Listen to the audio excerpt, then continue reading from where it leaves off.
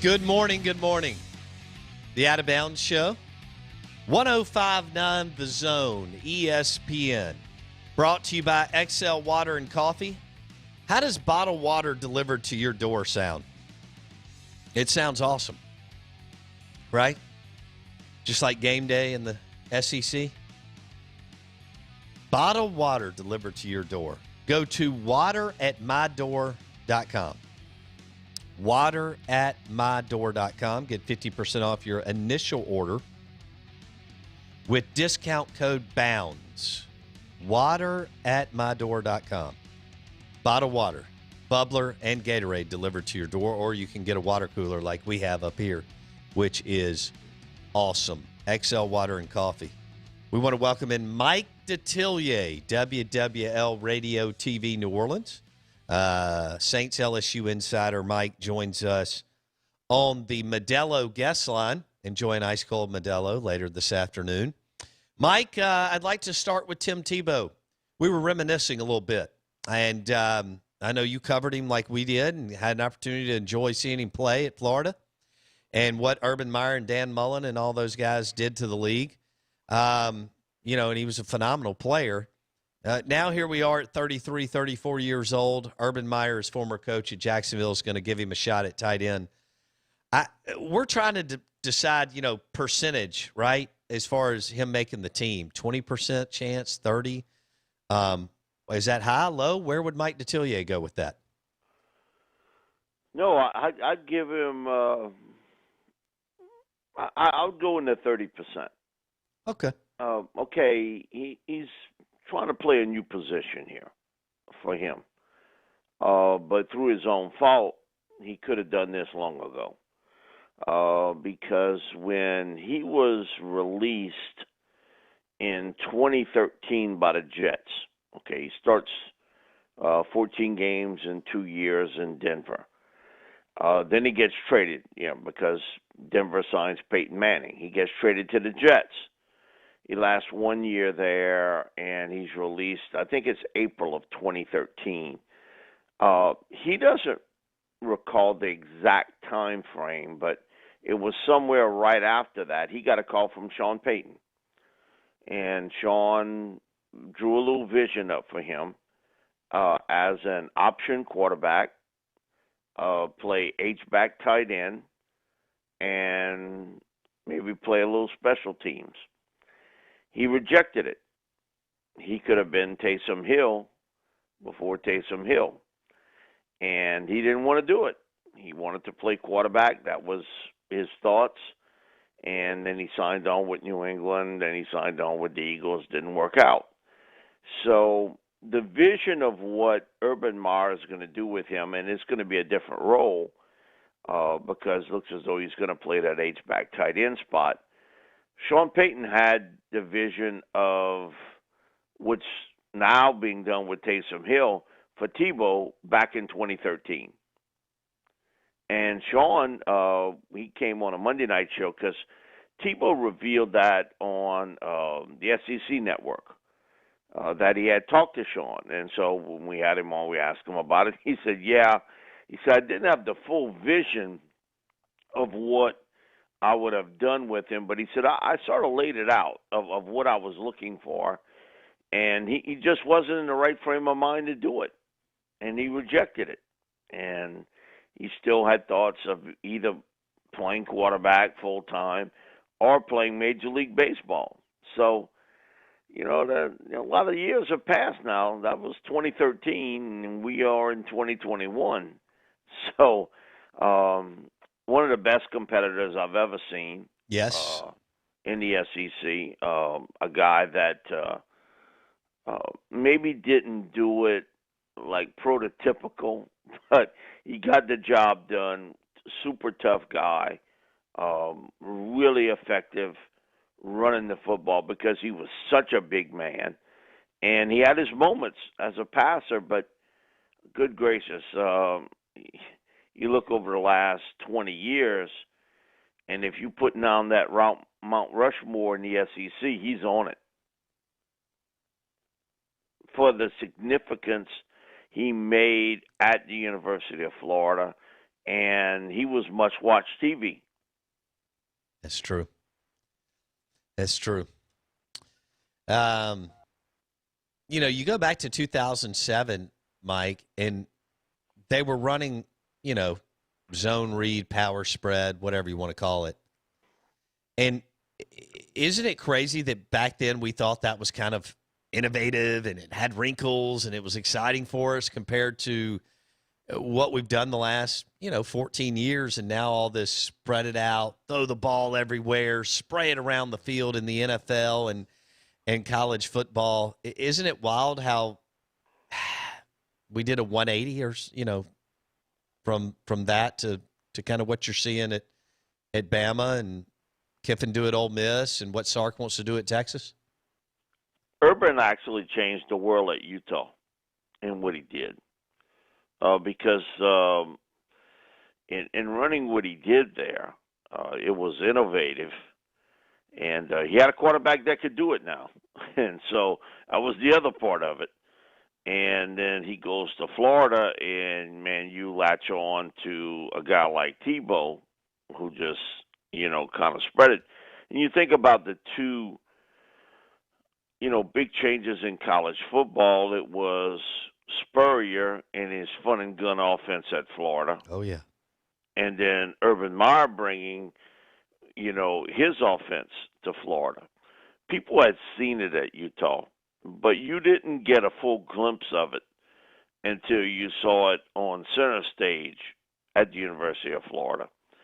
And everybody took bits and pieces of that and used it, to create their own offense. And what you saw was a condensing of college football in that at one time, there was a huge gap between, those top 4 or 5 teams and the rest of college football.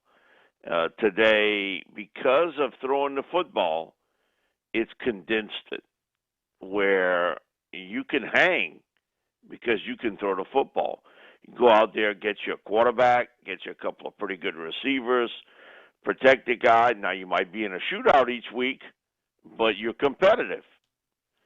And so it sort of has condensed the football world and given teams that you would have never thought could be in the running for something an opportunity. Now, when Grant Taft was at Baylor, they were a really good football team. But we're talking about 70s football. Mm-hmm. And all of a sudden now, look what happened there and how it changed college football. And you saw it. And everybody's taking a bit and a piece of what Urban did and using it in their own sort of way. Similar to Joe Brady, what he did here at LSU. He was taking those college concepts. And when Joe was with the Saints, one of the things he was doing was breaking down film so that Sean Payton, Pete Carmichael, Mike New, whatever, who were here, they could get a chance to see it and maybe see if it would work in the NFL. And now every coach in the NFL has that type coach, a guy that breaks down college tape to see if they can use it at the NFL level.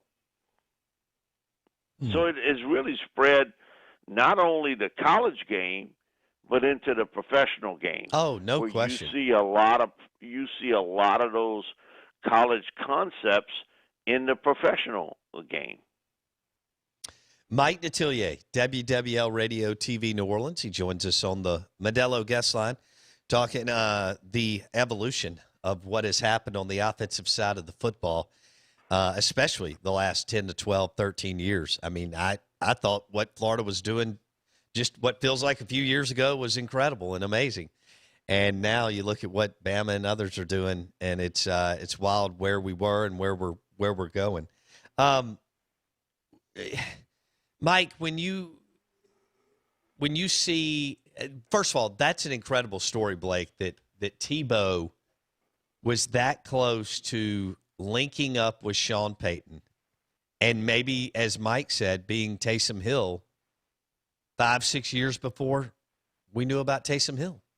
Well, can I ask this question, Mike? So I get why Sean would want him then. What could Urban see in Tebow after being off of football for so long that he could still bring to the table now?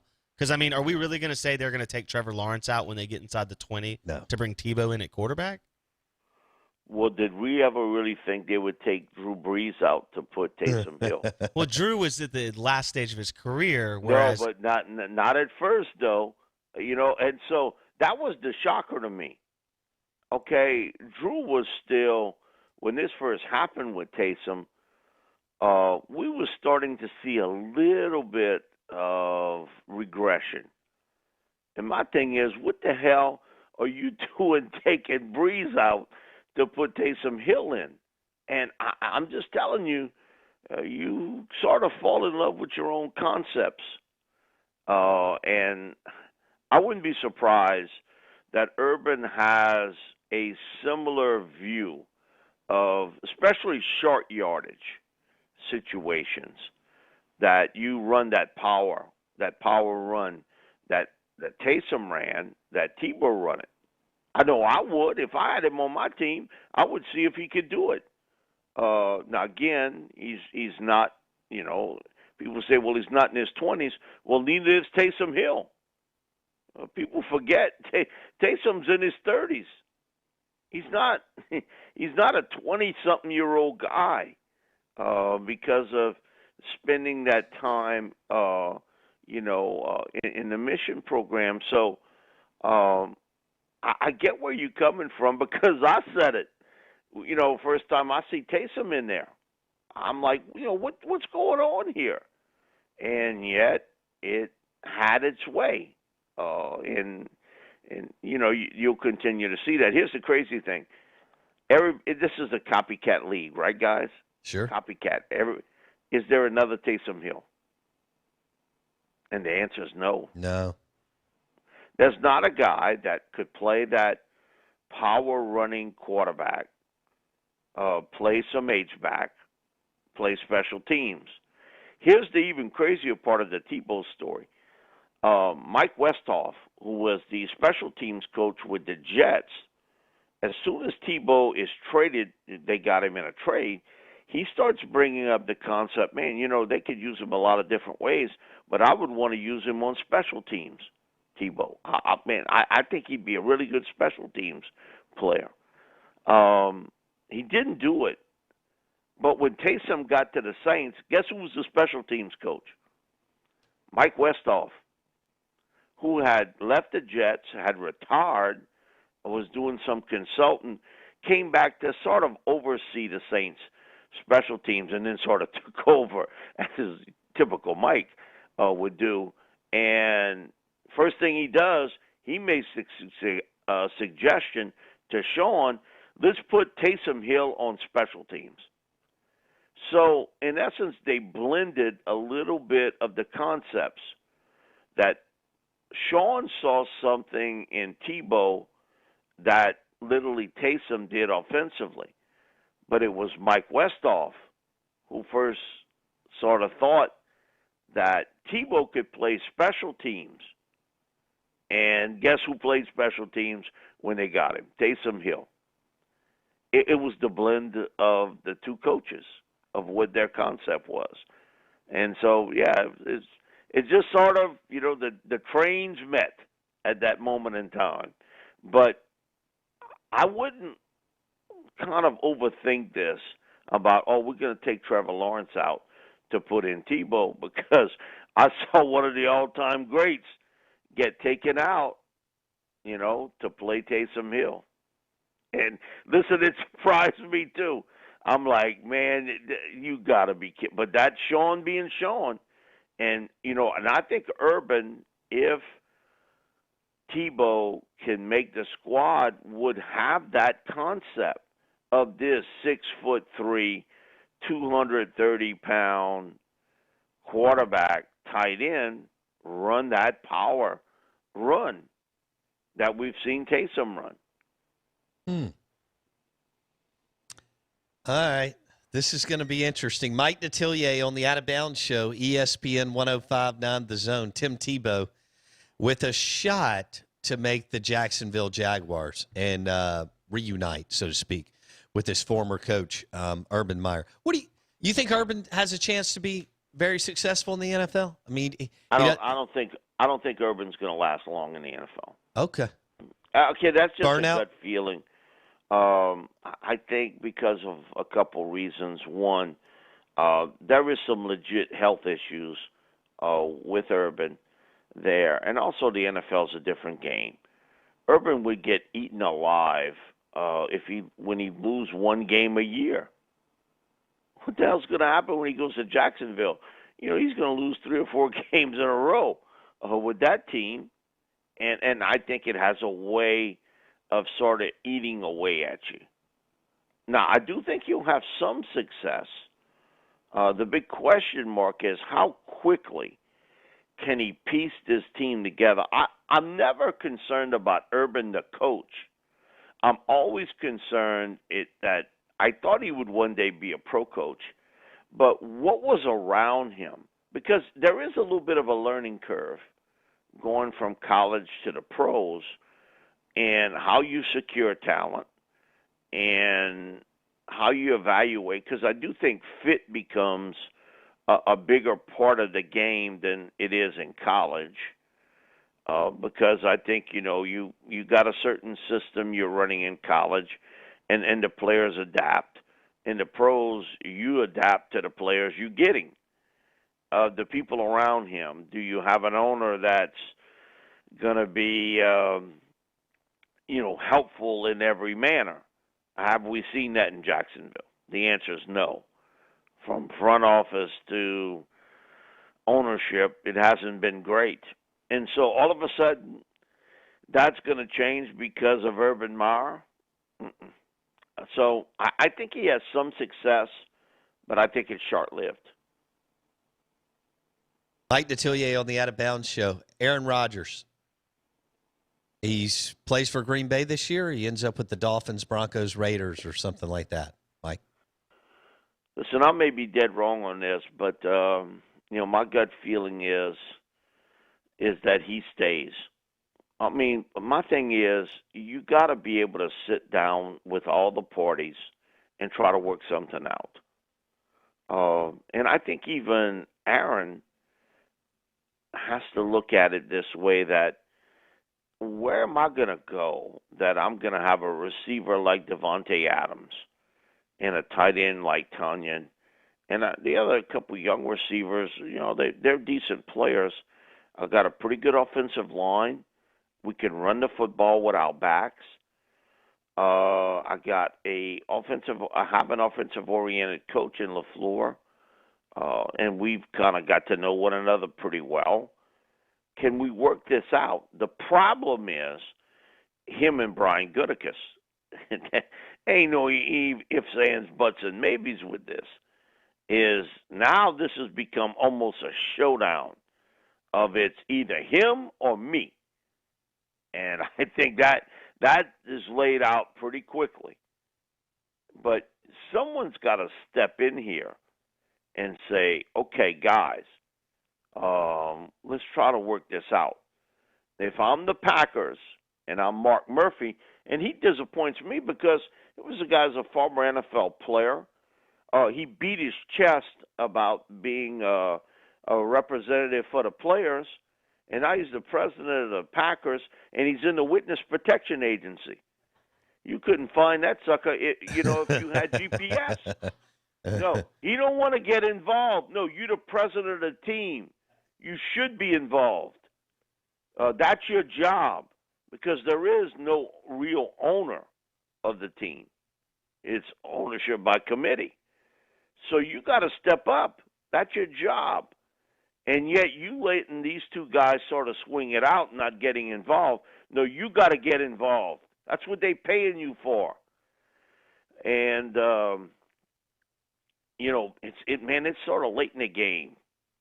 And now you want to make this deal. My thing, if I'm the president of the Packers, what gives me the best chance to win in 2021? Aaron Rodgers on my team. It's not even a debate. He gives me the best chance to win a championship. It's him here. If I deal him off, do you really think that Jordan Love is going to win anything in Green Bay in 2021? The answer is no. You kidding yourself if you believe that. No, they don't believe it. He's not ready. They don't believe it. He's not ready for it. And he may never be ready for it, but he's not ready this year. And so usually if you're not ready by now, you either are or you're not, Mike. I mean, it's very rare that, a guy hangs around and all of a sudden year two. I know Aaron sat for 3 years, but I'm told Aaron could have played prior to that. It's just Favre was in front of him. So I don't use that as the same, example. But as much as you've been able to see in the league, I mean, I just think pretty darn early, don't you, Mike? He's lost at quarterback right now. And through his own, not through anything he did, but last year was unusual. You didn't have those rookie sessions. You didn't have preseason games to play.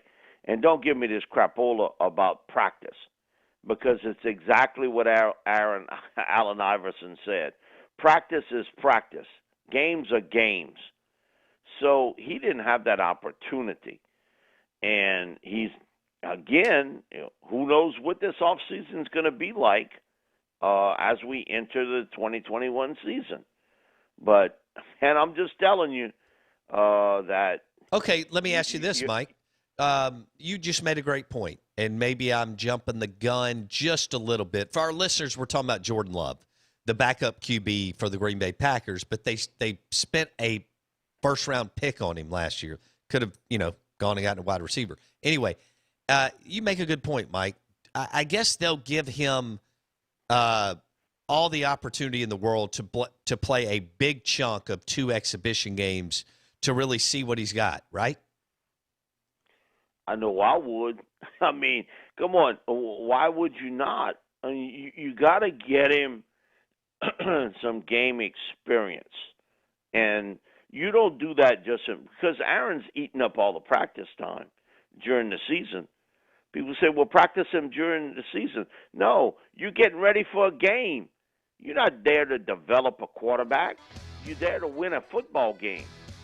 Yeah. So however many preseason games you're playing, he's going to play 80% of the snaps on offense. That was fun. At Mike Detillier on Twitter and WWL Radio TV New Orleans on the Modelo guest line. Have a great week, Mike. Appreciate it. All right, guys. Y'all take care. That was fun. I did not know that, Blake. Sean Payton. Yeah, I didn't know that either. Made a play for Tim Tebow 8 years ago. What might have been if Tebow would have been open to that? Because you're talking about the most innovative offensive coach on the planet, or one of the most innovative offensive coaches in the football world, in Sean Payton. Wow. The show is brought to you by Mississippi Sports Medicine and Orthopedic Center. Visit MississippiSportsMedicine.com.